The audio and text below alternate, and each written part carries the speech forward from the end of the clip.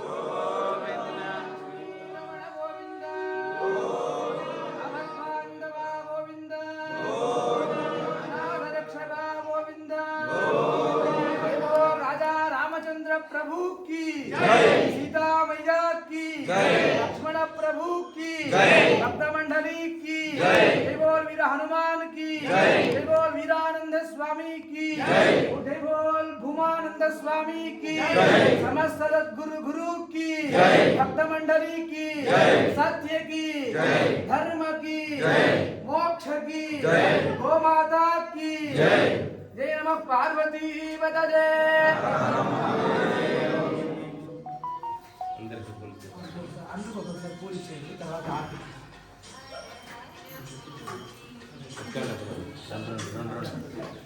అందరికీ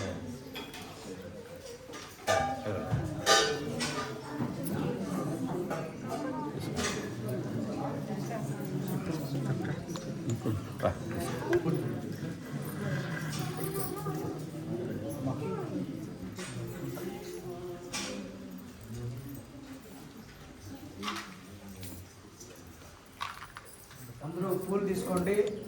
చెప్పండి. దేవదేవ దేవదేవ ಭಕ್ತವತ್ಸಲ ಭಕ್ತವತ್ಸಲ ಭಯ ನಿವಾರಕ ಭಯ ನಿವಾರಕ ನೀನೆ ಮಾಡಿಸಿ ನೀನೆ ಮುಗಿಸಿದೆ ನಮ್ಮ ರಕ್ಷಿಸು ಹೇ ಪ್ರಭು ದೇಶ ದೇಶದ ಎಲ್ಲ ಜನರು ಸೌಖ್ಯದಿಂದ ಬಾಳಲಿ ಕಾಲಕಾಲಕ್ಕೆ ವರ್ಷ ಸುಳಿದು ಸಸ್ಯ ಶ್ಯಾಮಲ ಹರಡಲಿ ಶಾಂತಿರಸ್ತು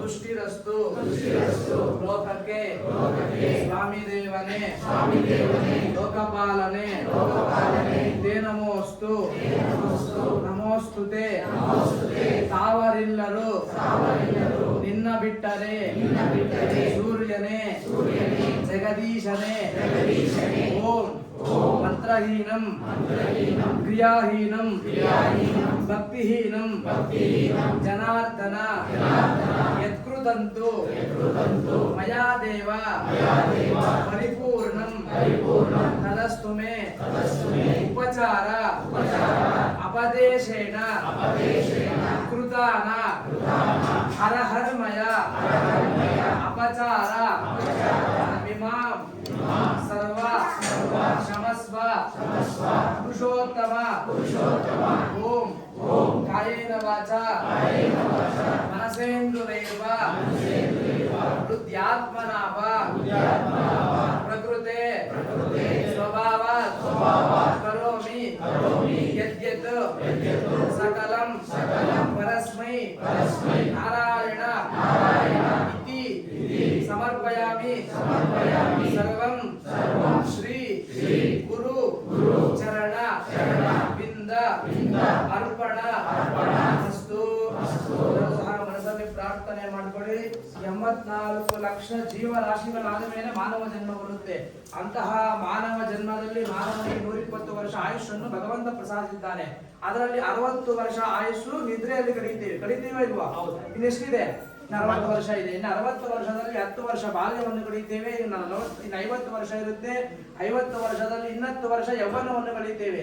ಆಗ ಭಗವಂತನ ಮೇಲೆ ಗುರುವಿನ ಮೇಲೆ ಯಾವುದೇ ರೀತಿಯಾಗಿರ್ತಕ್ಕಂಥ ಶ್ರದ್ಧಾ ಭಕ್ತಿಗಳು ನಮಗೆ ಬರೋದಿಲ್ಲ. ಆದ ನಂತರ ಇನ್ನು 40 ವರ್ಷ ಆಯುಷ್ ಇರುತ್ತೆ. 40 ವರ್ಷ ಆಯುಷ್ ಆಗ್ತಾನೆ ಯೌವನ ಆಗಿ ತಂದೆ ತಾಯಿಗಳು ವಿವಾಹವನ್ನು ಮಾಡಿರ್ತಾರೆ. ವಿವಾಹ ಸಂಸಾರ ಜೀವನದಲ್ಲಿ 20 ವರ್ಷ ಕಳೆದು ಇನ್ನು 20 ವರ್ಷ ಮಾತ್ರ ಉಳಿದಿರುತ್ತೆ. ಆ 20 ವರ್ಷದಲ್ಲಿ ಸಂಸಾರ ಜಂಜಾಟದಲ್ಲಿ ಆ ಮಕ್ಕಳನ್ನು ಓದಿಸುವುದು, ಸಂಪಾದನೆ ಮಾಡ್ತಕ್ಕಂಥದ್ದು ಎಲ್ಲವನ್ನು ಸಂಸಾರ ಜೀವನದಲ್ಲಿ ಅಪಾರೇ ಸ್ವರ್ಗ ಸಂಸಾರಂ ಸಾರಂ ಸಸುರ ಮಂದಿರಂ ಹರೋ ಹಿಮಾಲಯ ಶೇತೆ ಹರಿಶ್ಚೇತೆ ಮಹಾದದು. ಹರಿಹರನಿಗೂ ಕೂಡ ತಪ್ಪದಿಲ್ಲಂತೆ ಸಂಸಾರ ಜೀವನ. ಅದಕ್ಕೋಸ್ಕರ ಅವ್ರ ಮಾವನ ಮನೆಯಲ್ಲೇ ಹೋಗಿದ್ದಾರೆ. ಸಂಸಾರ ಜೀವನ ಎಷ್ಟು ಕಷ್ಟ ಅಂತ. ಮಾವನ ಮನೆಯಲ್ಲಿ ಇದ್ರೆ ಮಾವ ಎಲ್ಲ ಚೆನ್ನಾಗಿ ಸಂಪಾದನೆ ಮಾಡ್ಕೊಳ್ತಾನೆ ಅಂತ ಹರಿ ಎಲ್ಲಿದ್ದಾನೆ? ಕ್ಷೀರಸಾಗರದಲ್ಲಿದ್ದಾನೆ. ಮಹಾಲಕ್ಷ್ಮಿಯ ಒಂದು ಆಸ್ಥಾನದಲ್ಲಿ ಹರಿಯಿದ್ದಾನೆ. ಪರಮೇಶ್ವರ ಹೇಳಿದ್ದಾನೆ ಹಿಮಾಲಯದಲ್ಲಿದ್ದಾನೆ. ಹಿಮವಂತ ಯಾರು? ಪಾರ್ವತಿಯ ತಂದೆ. ಆದ್ದರಿಂದ ಆ ಪಾರ್ವತಿ ಪರಮೇಶ್ವರ ಲಕ್ಷ್ಮೀ ನಾರಾಯಣಗೆ ತಪ್ಪದೇ ಇರ್ತಕ್ಕಂಥ ಸಂಸಾರ ಜೀವನವನ್ನು 25 ವರ್ಷವರು ಕಳೀತೇವಂತೆ. ನೆಕ್ಸ್ಟ್ ಇದೆ 15 ವರ್ಷ. ಇನ್ನು 15 ವರ್ಷದಲ್ಲಿ ಮಾನವ 5 ವರ್ಷ ಹಾಸ್ಪಿಟಲ್ ಇರ್ತಾನಂತೆ. ಇನ್ನು 10 ವರ್ಷದಲ್ಲಿ ಅವ್ರ ಮನೆಗೆ ಹೋಗು ಈ ಮನೆಗೆ ಬಾ ಅಂತ 10 ವರ್ಷಗಳ ಕಳೆದೋಗುತ್ತದೆ. ಆದ್ದರಿಂದ ಭಗವಂತನ ಸನ್ನಿಧಾನಕ್ಕೆ ಬಂದಾಗ ಕೈ ಕಾಲು ಕಣ್ಣು ಎಲ್ಲವೂ ಗಟ್ಟಿಯಾಗಿದ್ದಾಗ ನೋಡಿ, ಮನುಷ್ಯನ ಜೀವನದಲ್ಲಿ 5 ಜ್ಞಾನೇಂದ್ರಿಯಗಳು 5 ಕರ್ಮೇಂದ್ರಿಯಗಳು ಇರುತ್ತಂತೆ. ಆ ಕರ್ಮೇಂದ್ರಿಯಗಳು ಕೈ ಕಾಲು ಎಲ್ಲ ಕೆಲಸ ಮಾಡುತ್ತೆ. ಆದ್ರೆ ಜ್ಞಾನೇಂದ್ರಿಯಗಳು ಯಾವ ರೀತಿ ಮೋಕ್ಷವನ್ನು ಪಡಿಬೇಕಂದ್ರೆ ಭಗವಂತನ ನೋಡೋದ್ರಿಂದ, ಗುರುಗಳ ಸಾನ್ನಿಧ್ಯವನ್ನು ದರ್ಶನ ಮಾಡ್ತಕ್ಕಂಥದ್ರಿಂದ ಕಣ್ಣುಗಳಿಗೆ ಮೋಕ್ಷ ಬರುತ್ತೆ. ಭಗವಂತನ ನಾಮಸ್ಮರಣೆ ಕೇಳೋದ್ರಿಂದ ಕಿವಿಗಳಿಗೆ ಮೋಕ್ಷ ಬರುತ್ತೆ. ಭಗವಂತನ ನಾಮಸ್ಮರಣೆ ಮಾಡೋದ್ರಿಂದ ಬಾಯಿಗೆ ಮೋಕ್ಷ ಬರುತ್ತೆ. ಈ ಮೋಕ್ಷ ಸಪ್ತ ಮೋಕ್ಷಗಳನ್ನು ನೀವು ಪಡಿಬೇಕಂದ್ರೆ ಈ ಧರ್ಮ ಐಂದವ ಧರ್ಮದಲ್ಲಿ ನಾವು ಜನಿಸಬೇಕಂದ್ರೆ ಎಷ್ಟೋ ಪೂರ್ವ ಜನ್ಮ ಸುಕೃತ ಪುಣ್ಯ ಇರಬೇಕಂತೆ. ಇಂತಹ ಐಂದವ ಜನ್ಮದಲ್ಲಿ ಜನಿಸಿ ಗುರುಗಳ ಸಾನ್ನಿಧ್ಯಕ್ಕೆ ನಾವು ಬಂದಿದ್ದೇವೆ. ಈ 120 ವರ್ಷ ಭಗವಂತ ಕೊಟ್ಟಿದ್ರು ನಾವು ಸರೋಗಿಲ್ಲ. ಆದ್ರೂ ಸಹ ಭಗವಂತ ಕೊಟ್ಟಿರ್ತಕ್ಕಂಥ ಸಮಯದಲ್ಲಿ ಕೆಲವು ಸಮಯ ಭಗವಂತನಿಗಾಗಿ ಮೀಸಲಿಟ್ಟು ಭಗವಂತನ ಸನ್ನಿಧಾನಕ್ಕೆ ಬಂದಾಗ ಭಗವಂತನ ಮೇಲೆ ಮಾತ್ರ ಶ್ರದ್ಧೆ ಭಕ್ತಿಗಳಿಂದ ಪ್ರಾರ್ಥನೆ ಮಾಡಬೇಕಂತೆ. ಧನಾನಿ ಭೂಮೋ ಬಸವಶ್ಚ ಗೋಷ್ಠೆ ನಾನೀ ಗೃಹದ್ವಾರ ಸುತ ಸ್ಮಶಾನೆ. ನಾವು ಸಂಪಾದನೆ ಮಾಡಿರ್ತಕ್ಕಂಥ ಧನ ಭೂಮಿಯಲ್ಲಿ ಕಳೆದೋಗುತ್ತಂತೆ. ಧನಾನಿ ಭೂಮೋ ಬಸವಶ್ಚ ಗೋಷ್ಠೆ.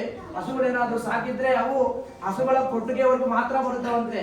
ನಾನೀ ಗೃಹದ್ವಾರೆ, ಮದುವೆ ಆಗಿರ್ತಕ್ಕಂಥ ಪತ್ನಿ ಗೃಹದ್ವಾರವರೆಗೂ ಮಾತ್ರ ಬರ್ತಾಳಂತೆ. ನಮ್ಮಿಂದ ಬರ್ತಕ್ಕಂಥದ್ದೇನು ಧರ್ಮ ಮಾತ್ರ. ಅಂತ ಧರ್ಮವನ್ನು ಸಂಪಾದನೆ ಮಾಡ್ತಕ್ಕಂಥ ಮಾರ್ಗವನ್ನು ತೋರಿಸತಕ್ಕಂಥ ಗುರುಗಳನ್ನು ಅನುನಿತ್ಯ ಆಶ್ರಯಿಸಿ ಆ ಗುರುಗಳ ಕೃಪೆ ಎಲ್ಲರಿಗೂ ಸಿಗಲಿ ಅಂತ ನಾವು ಮಾತ್ರ ಚೆನ್ನಾಗಿದೆ ಅಂದ್ರೆ ಗುರು ಒಪ್ಪೋದಿಲ್ಲಂತೆ. ಲೋಕವೆಲ್ಲ ಸುಭೀಕ್ಷವಾಗಿದೆ ಅಂತ ಎಲ್ಲರೂ ಪ್ರಾರ್ಥನೆ ಮಾಡ್ಕೊಳ್ತಾ ಬಲಗಳಿಗೆ ಗುರು ಪ್ರದಕ್ಷಿಣೆ ಮಾಡಿ. ಯಾನಿಕಾನಿ ಚ ಪಾಪಾನಿ ಜನ್ಮಾಂತರ ಕೃತಾನಿ ಚ ತಾನಿ ಪ್ರದಕ್ಷಿಣಂತೆ ಪ್ರದಕ್ಷಿಣಂ ವದೇ ವದೇ ಬಾಪು ಅಹಂ ಕರ್ಮಾಣ ಪಾಪಾತ್ ಪಾಪಸಂಭವಾತ್ ಅಹಿಮಾನ್ ಕೃಪಯಾ ದೇವ ಶರಣಾಗತವತ್ಸಲ. ಒಬ್ಬೊಬ್ಬನಾಗಿ ಮುಂದೆ ಬಂದು ಭಗವಂತನ ಪಾದ, ಗುರುಗಳ ಪಾದಕ್ಕೆ ಸಮರ್ಪಣೆ ಮಾಡಬೇಕು. ಜೈ ಇಂದಿರಾರಮಣ ಗೋವಿಂದ, ವಿದಾನಂದ ಸ್ವಾಮಿ ಕಿ ಭೂಮಾನಂದ ಸ್ವಾಮಿ ಕಿ, ಸಮಸ್ತ ಸದ್ಗುರು ಕಿ, ಸಾಧು ಸಂತ ಕಿ, ನಮ ಪಾರ್ವತಿ ಬದಲೇ.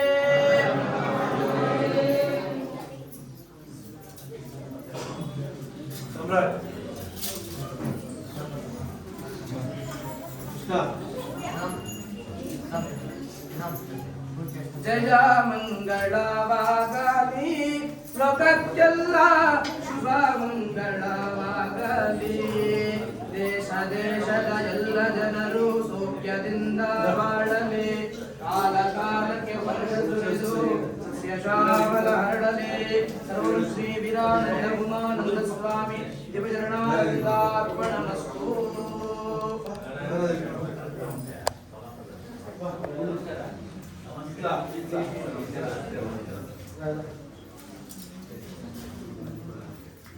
ಎಲ್ಲರೂ ಪುಷ್ಪ ಹಾಕಿದ ನಂತರ ಇಲ್ಲಿ ಮಹಾಮಂಗಳಾರತಿ ಆಗಿದೆ. ಎಲ್ಲರೂ ಮಂಗಳಾರತಿಯನ್ನು ದರ್ಶನ ಮಾಡಿ ನಮಸ್ಕಾರವನ್ನು ಮಾಡಿಕೊಳ್ಳಿ. ತೀರ್ಥ ಪ್ರಸಾದಗಳು ವಿತರಣೆ ಆಗುತ್ತೆ. ಈ ಕಡೆ ಬರೀ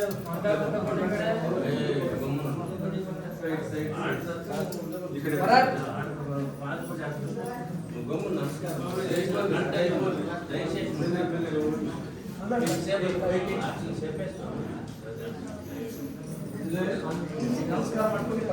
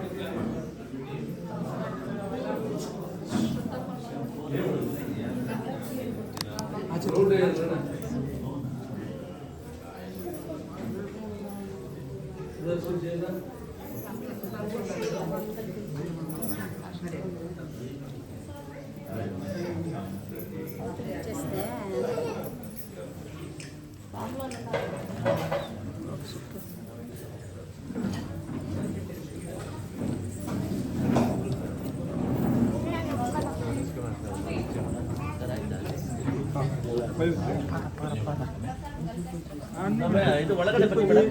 ಅಯೋಧ್ಯೆ ಕಾಶಿ ಅಲ್ಲ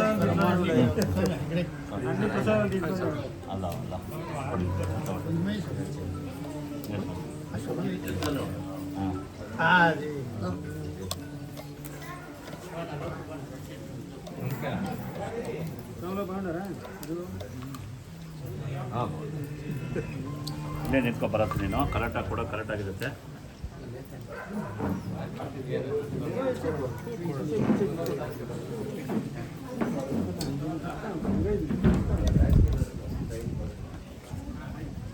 ಮಾಡಿದೆ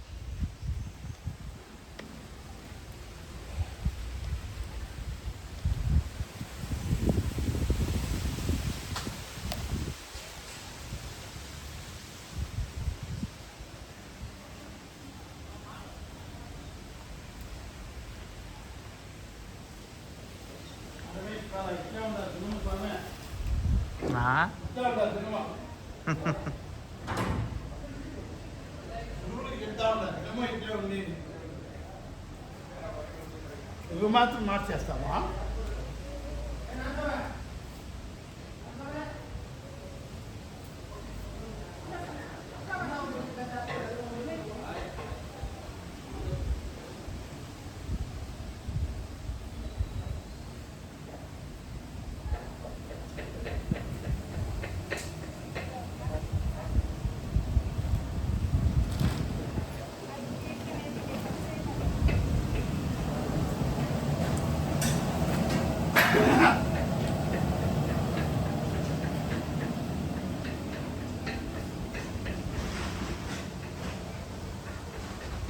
స్వామి నమస్కారం స్వామి బాగుండే స్వామి